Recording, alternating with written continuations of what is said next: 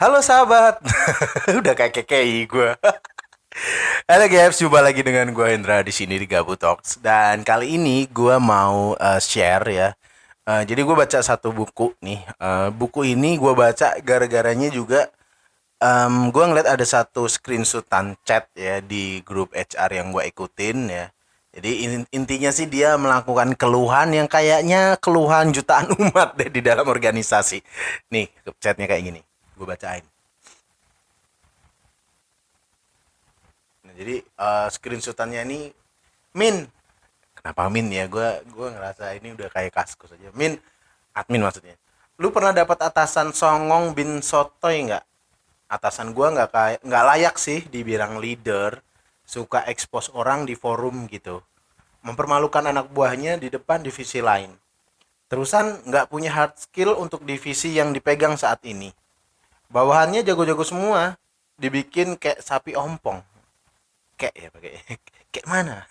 Beberapa yang resign sampai konsul ke psikolog gara-gara krisis eksistensial. Buset ya.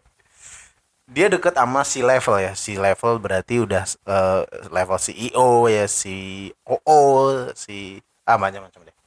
Dia deket sama si level tapi dipakai buat dirinya sendiri. Gimana tuh dipakai buat diri sendiri? Plus suka twisting words. Problematik banget orangnya. Enaknya diapain ya? Lanjut lagi nih. Nah, racunnya dia udah ngerembes sampai divisi lain juga. Semua kena imbasnya yang di jajaran eksekutor lapangan.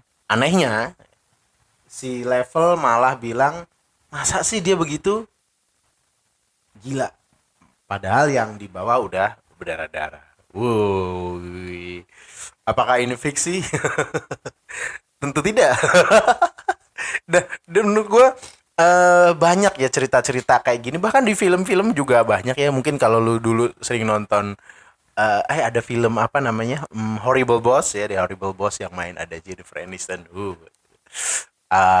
Ya di sana juga nyeritain kan, ada Kevin Spacey juga ya. Intinya ada tiga bos yang punya tiga karyawan ya. Kebetulan tiga karyawan ini teman baik semua dan mereka punya keluhan yang sama, yaitu punya bos yang horrible, bahkan gila sih, nyaris ke gila ya. Jadi kalau dia nyeritain di sini suka mempermalukan orang di depan umum, ya itu memang menyedihkan sih. Tapi ya faktanya sih memang nggak semua orang itu punya pengalaman yang positif ya. Gue yakin banyak sih yang positif ya.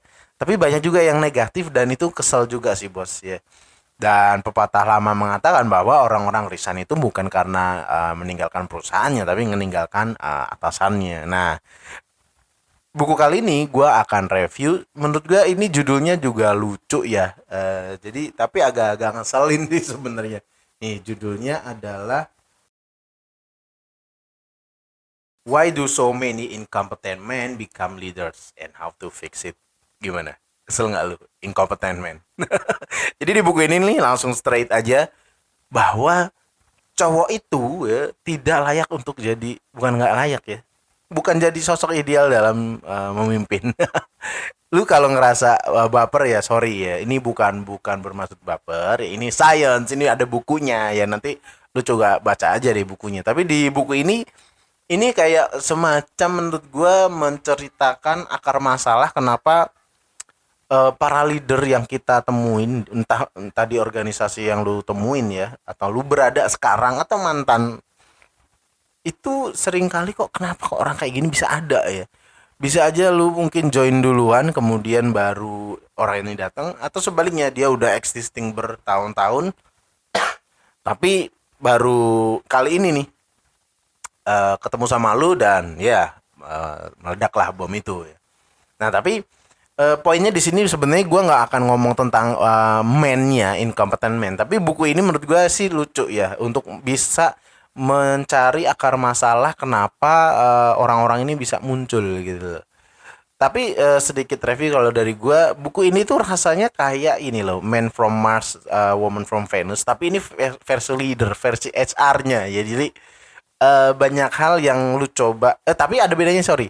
Kalau di buku yang tadi ya, Man from Mars, Woman from Venus, kan itu lebih ke arah bagaimana kita bisa mentolerir sifat-sifat dari pasangan yang saling berbeda jenis kelamin ini.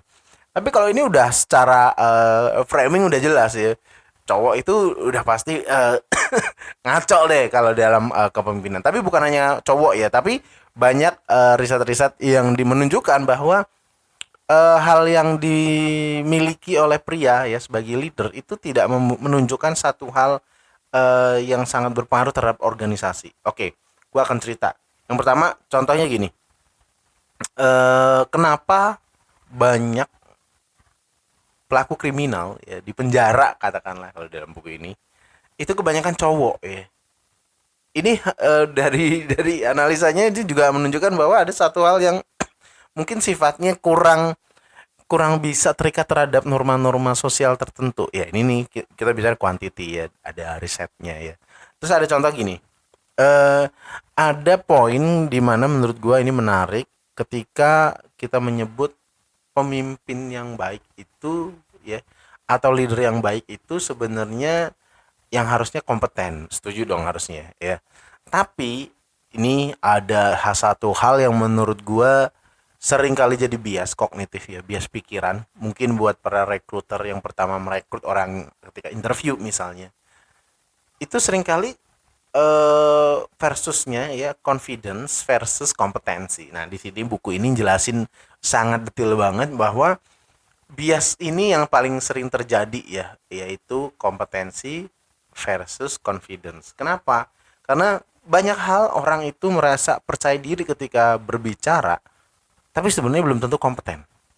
Nah, ini bias yang sering terjadi. Jadi ketika kita interview ngerasa, oh oke juga nih orang ya, pede gitu, tap poin-poin. Padahal belum tentu itu kompeten sebenarnya. Ini hati-hati, bias ini sering terjadi. Oke, jadi kalau secara prinsipnya ya buku ini sebenarnya punya tujuan yaitu untuk semacam memberikan guidance ya buat kita bahwa ya hati-hati deh dalam dalam proses perekrutan karena bias kognitif ini tadi ya, bias dalam pikiran ini yaitu antara membedakan yang mana kompetensi, yang mana confidence itu beda-beda tipis tapi jauh banget ya perbedaannya. Di sini ya secara definisi ya bahwa kompetensi itu adalah seberapa baik lu dalam satu hal ya. Sementara confidence itu bagaimana lu berpikir baik dalam ya satu hal.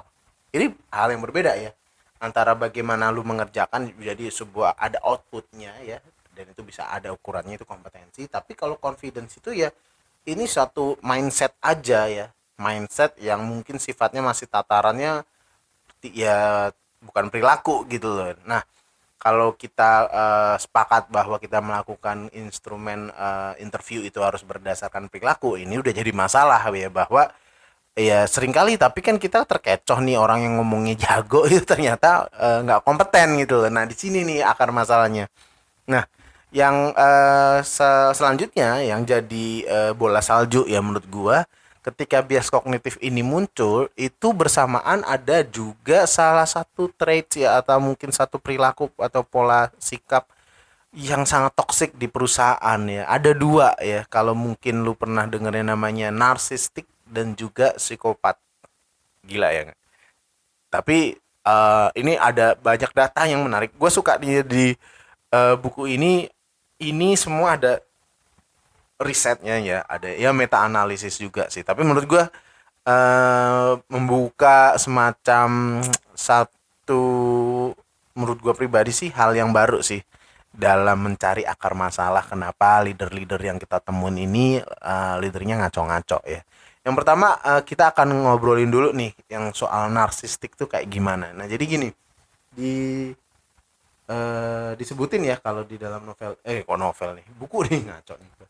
Jadi penyebab penyebab ya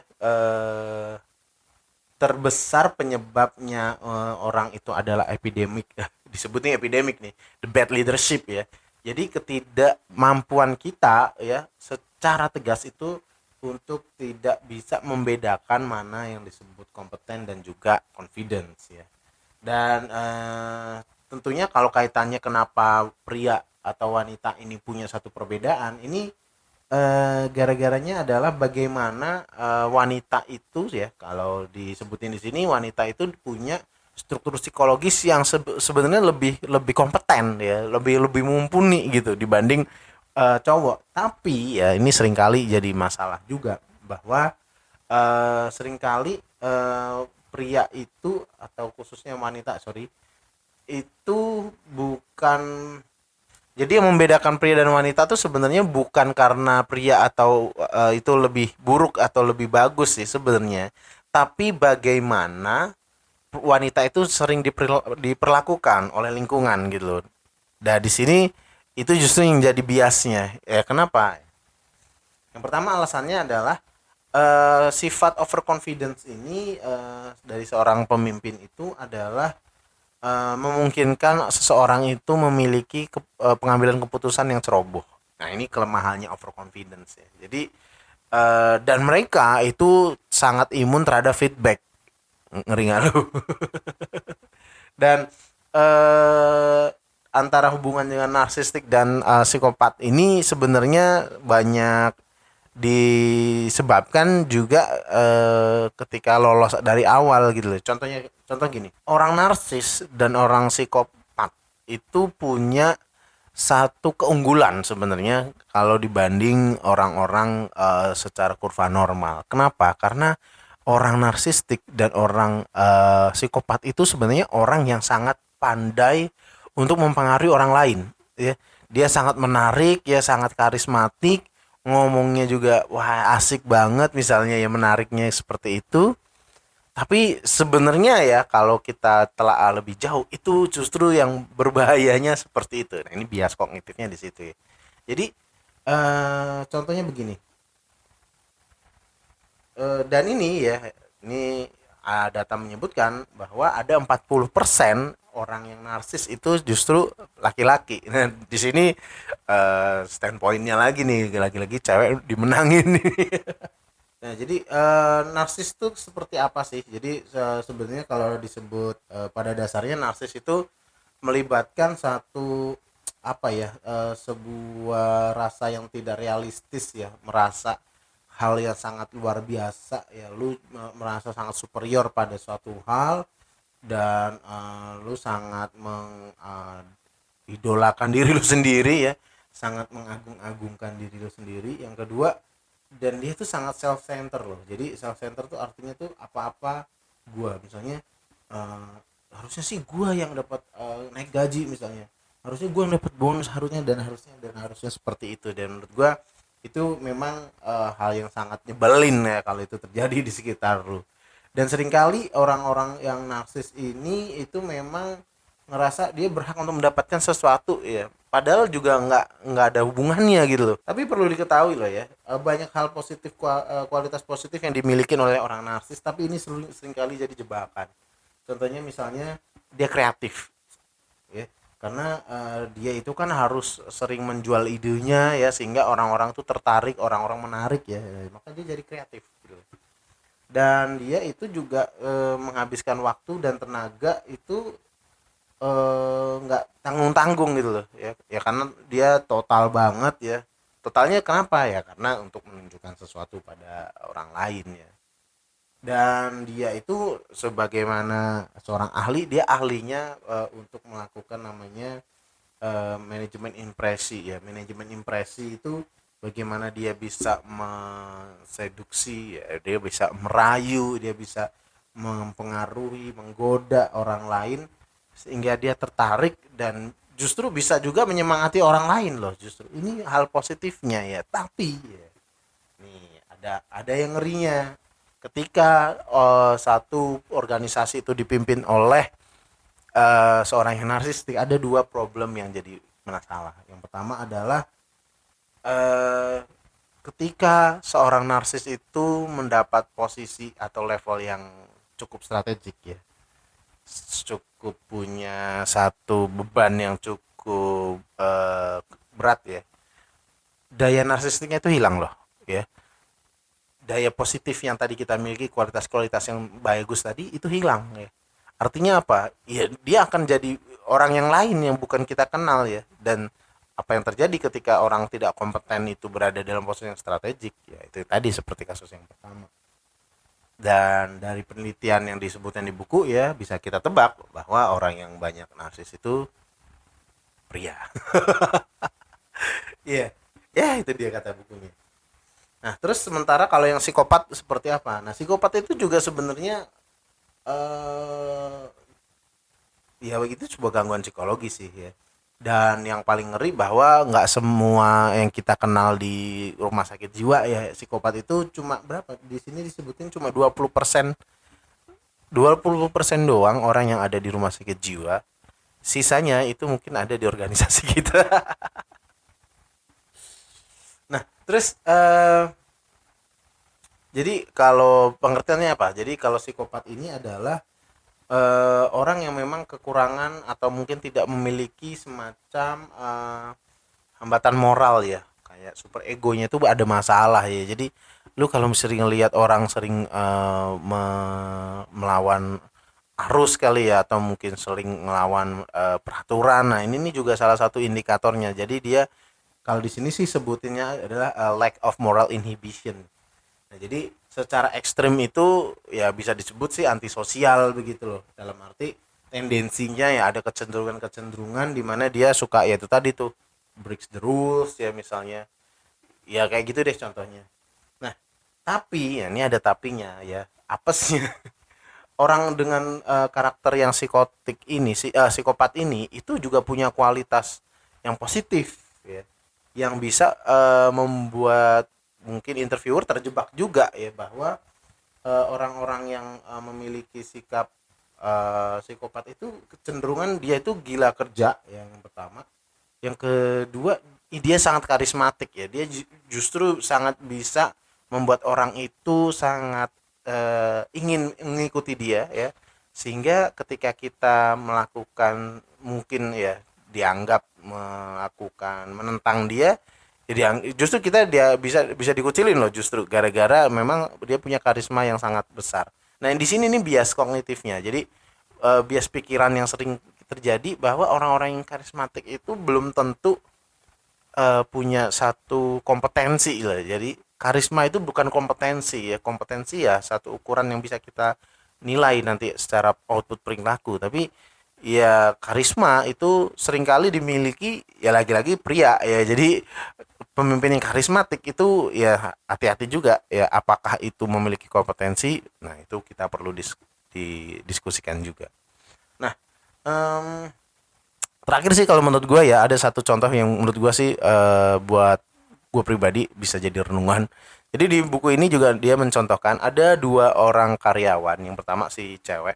Cewek ini udah 5 tahun kerja ya, kerjanya nggak jelek ya, tapi karirnya stuck sih. Tiba-tiba satu hari ada satu cowok ya, dia sudah lolos interview, katanya interviewnya bagus banget, sangat menarik banget, presentasinya oke dan keren dan seterusnya dan seterusnya.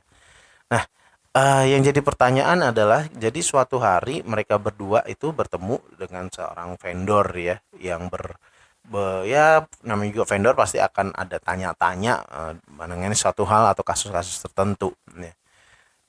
Yang jadi menarik adalah ketika seorang cowok ini bisa ngomong di forum sangat menarik karena dia jago banget ngomong, itu seolah-olah ada satu pikiran, oh ini cowok ini lebih kompeten nih dibanding yang cewek ya. Sementara yang cewek cenderung itu punya intensi untuk tidak terlalu formal ngomong ya.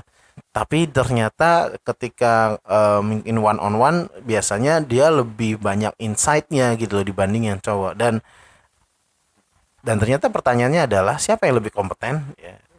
Nah, dari kasus ini sesederhananya kita bisa menyebut cowok itu kok kelihatannya lebih kompeten ya.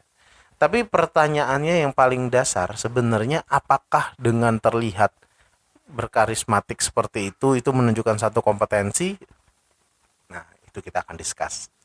Itu deh sedikit dari buku ini ya. Jadi tentang bagaimana caranya dan seterusnya kayaknya nanti kita akan bahas next time atau lu harus baca sendiri ya. Ini sengaja biar gua bikin lu kepo. Oke deh, itu dari gua ya. Thanks udah nemenin. Ciao.